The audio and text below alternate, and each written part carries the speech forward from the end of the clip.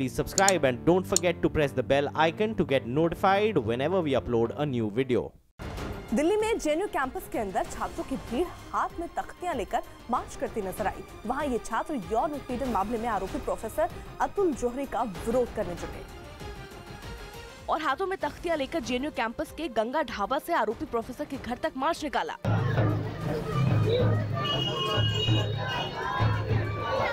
इस दौरान प्रदर्शन कर रहे छात्रों ने यौन उत्पीड़न के आरोपी प्रोफेसर अतुल जोहरी को सस्पेंड करने की मांग करते हुए जमकर नारेबाजी की।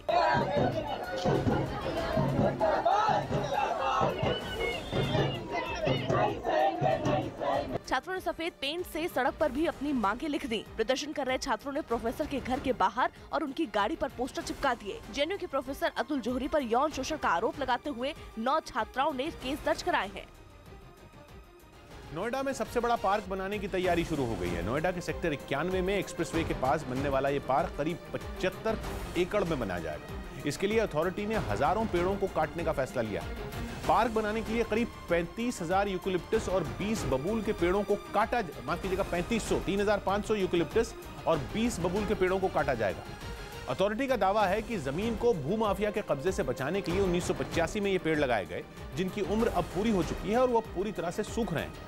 अधिकारियों के मुताबिक करीब 35 करोड़ की लागत से 18 महीने में पार्क बनाने का काम पूरा कर लिया जाएगा, जिसके तहत पार्क में पैदल चलने वाला रास्ता बनाने और जमीन की सफाई का काम शुरू किया जा चुका है।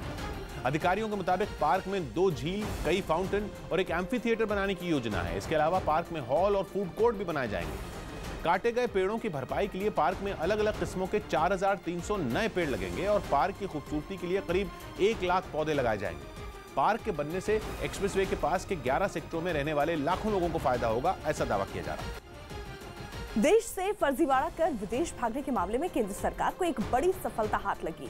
महाराष्ट्र के मुंबई, पुणे, नांदेड़, कोल्हापुर समेत कई शहरों में बिटकॉइन और कर दोगुना करने का झांसा देकर करीब 2000 करोड़ के घोटाला करने का आरोपी अमित भारद्वाज को थाईलैंड के बैंकॉक से गिरफ्तार कर लिया गया और अब उसके भारत लाने की तैयारी हो रही है।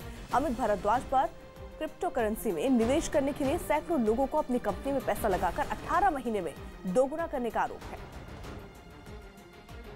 उन्होंने कई हजारों इन्वेस्टर्स को चीट किया।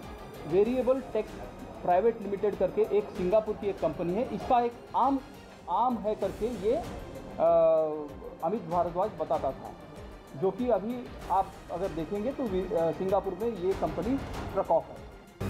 जम्मू कश्मीर के अनंतनाग में पत्थरबाजी के दौरान हुए एक दर्दनाक हादसे में सीआरपीएफ के 2 जवान शहीद हो गए। ये हादसा तब हुआ जब मोटरसाइकिल पर सवार सीआरपीएफ के 2 जवान स्थानीय लोगों की पत्थरबाजी के बीच वहां से गुजर रही सीआरपीएफ के एक ट्रक की चपेट में आ गए।